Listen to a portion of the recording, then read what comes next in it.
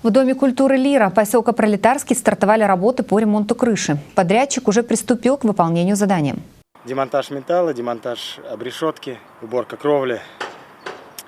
Потом монтажные работы. Монтажные работы по утеплению, обрешетки, контрабрешетки, гидроизоляция и фальцевая кровля.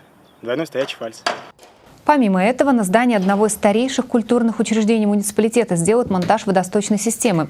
Установят снегодержатели. Бюджет проекта более 6 миллионов рублей. Работы планируют закончить к 1 сентября.